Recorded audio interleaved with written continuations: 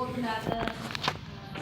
Рухани жаңғырудың аясында бірнеше бастамалар көтерілген. Соның ішінде біз өзіміздің туған жердің, туған өлкенің тарихымен танысу үшін, ондағы тарихи тұлғалармен, әсіресе мынау Ұлы Отан соғысы кезіндегі барлықтарымыздың да ата-бабаларымыздан сол Ұлы Отан соғысына қатысқан аталарымыз бар.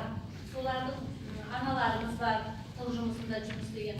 Солардың өмірлері, еңбектері жайлы ғылыми зерттеу жұмыстарын іздестіру әрқайсымыздың парызымыз десек те болады. Соны былтырдан бері ұйымдастырып, бүкіл облыс көлемінде ұйымдастырып былтырда конференция өткізген болатынбыз.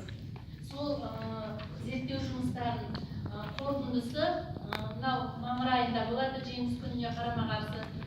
Соған дейінгі қазір біз жобаларды, бастамаларды зерттеу барысындамыз. Қазір осы туған жер туралы Өмір ағайдың уже екінші, үшінші кітап шығысын жарық көріп қалды. Ағай қазір өзінің еңбегімен және осы жобаның жұмысымен таныстырып өткелі отыр.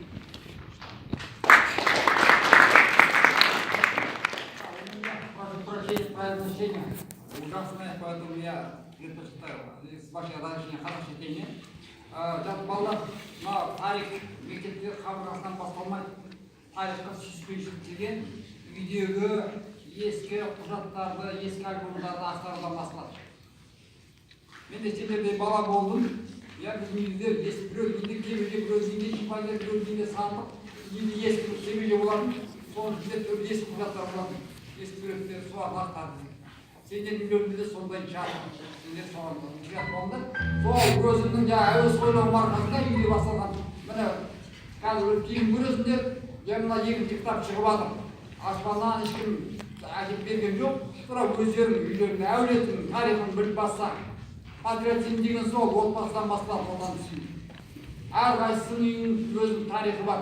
Сендердің өтініш, ана құжаттардың несін, түпнұсқасын сұрамаймыз.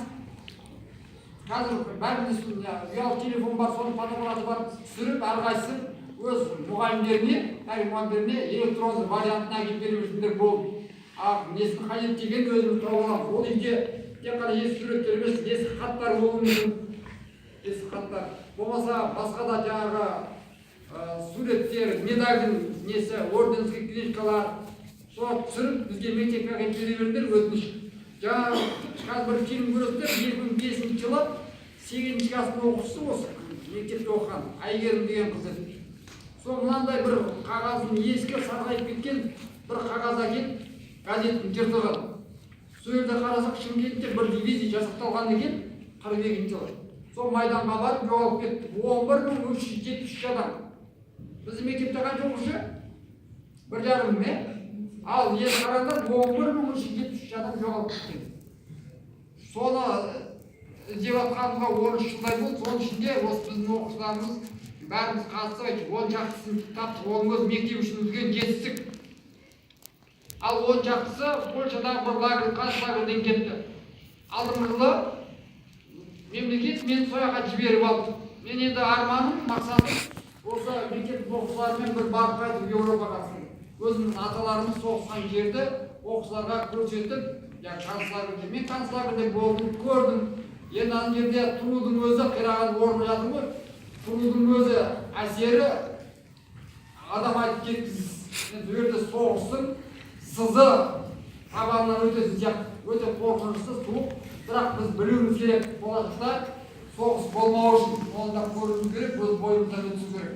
Сол қазір кішкентай фильм көріп жүріңдер. Куркова сейчас выгодно.